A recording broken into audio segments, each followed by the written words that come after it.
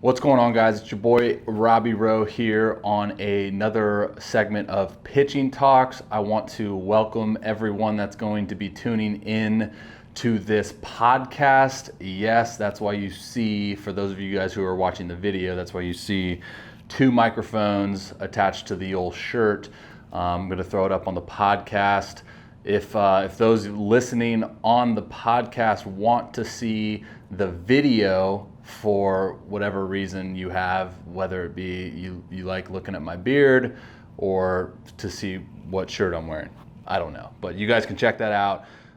For those podcast listeners wanting to watch the video, therobbyroeshow.com/velocity development. So, like I said, velocity development, guys, that's going to be the topic of today's segment. Obviously, I would not even put it in the argument as far as most popular topic within, baseball development. Velocity plays a huge role in, are you gonna go to the next level? If you're speaking from pitching, right? I guess even hitting with the whole exit velocity thing, but for those of you guys who are new to my segments, I am a pitcher. So what I try to do is I try to stick to my strengths, right? So basically what I talk about is pitching, development, training, all that kind of stuff. So to dive into this subject, man, this was painful for me to read, but I got a direct message from a kid that I believe was 10 years old, and if it wasn't 10, it was 11. And he wrote me saying, "Hey, I'm these are ballpark numbers," but he said, "Hey, I'm 4'8" or 4'10" or whatever he said within the 4 foot range. I'm 105 pounds, and I throw like." He gave me a number like 57. He's like, how hard should I be throwing at this age? And I want to be very clear before we really dive into this. I want to be clear in the simple fact that I don't blame you guys. I don't blame those types of individuals, because I think the way that the game is evolving and progressing, it really puts you guys up, backs up against the wall in the sense that, you guys aren't stupid. You guys turn on a Major League Baseball game and everyone that you watch pitch that day is throwing 95 plus. Like, it's not your fault. I know the demands for velocity are so high, and that's completely acceptable. But for me to sit here and give advice on velocity development to a 10 or 11-year-old would be a total disservice to what I believe in, and then what I believe how you guys should go about that process. I've said it before, and I'll continue to say it over and over again. I think the most crucial step in velocity development, or even just like development in general at a very young age, is to just be athletic, man. Like, be a kid, go out and play different sports, learn about how your body moves and the forces that are being applied throughout your body. That's for me growing up, it was never about, oh, I need to throw hard. I think throwing hard was a byproduct of just being athletic. And, when it was baseball season, it was, doing X, Y, and Z and going through puberty. I'll link a podcast episode I did with Mike Reinold, who talks about that, who talks about how, especially with the parents, how we get into this kind of system where it's like, oh, I need my son to start weight training, or I need my son to start throwing weighted balls because we want to give him the upper hand, or we want to give him the edge, at 8 years old. And I'll link that in the show notes. Again, therobbyroeshow.com/velocity development. You'll find all of this in there. Everything I talk about will be in there. So I do want to be very clear. I'm not trying to bag on you guys. I actually thoroughly respect the individuals who direct message me and say something along those lines as far as, hey, I'm this amount, I'm this age, I weigh this much, how hard should I be throwing? I do want to briefly touch on, before we dive into this, I do want to briefly touch on the best way to go about that. And this is age dependent, because I have two types of thoughts on that. The first thought is, don't worry so much on the other people around you. Focus on the things that you can control, right? So the things that are literally in your grasp, like in your control, because I don't know how much control you have over the other people in your age group and how they develop, right? That's something that's beyond your control. But what you can control is how you go about your development, how you go about your process. And I'm telling you, man, it takes a total weight off your shoulders if you just simplify it to the point of, okay, I know that this is good for me. I know that I respond well to this. I know that my arm strength is increasing if I do this.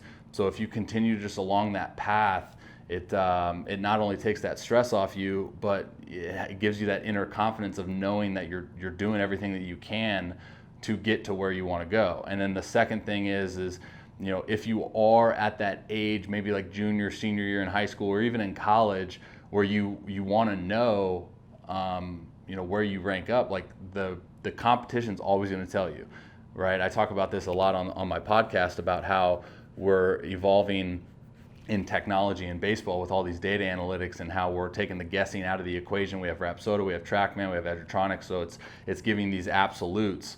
But at the end of the day, not everyone's going to have those tools, but what everyone can have the ability to do is throw to a hitter. And I always say it, man, like the hitter is going to tell you how good you are. So I know I kind of strayed away from the velocity development conversation, but let's dive into it. First things first, man, I got it on the first bulletin point. This is probably one of my biggest pet peeves when someone asks me about velocity. And it goes hand in hand with the society that we live in, being very, instant gratification, being very, just want this one thing, or take this one pill and everything magically just happens for me. And that goes with what I have written down here. It's never just one thing, man. Velocity development, along with multiple other things in baseball, is there's so many variables that attribute to it, and I think I get asked more questions on this than any other question. But hey, what's the one drill I can do to throw harder? Hey, what's the one exercise I can do to throw harder? Hey, what's the one stretch I can do to throw harder? And I want to be clear, man. Like I respect you guys for wanting that information, but at the same time, you guys got to understand that it's not just one thing. And I think the mindset that you guys have about thinking it potentially is just one thing could be very detrimental. Detrimental to your development, because you can get discouraged knowing that, okay, I'm doing this one thing that I thought was the end all be all, right? So that's kind of the misinterpretation with weighted balls. Everyone thinks weighted balls is the end all be all to velocity development, and then you do weighted balls and you see no progress, and then you're like, wait a second, this sucks, I suck, wah.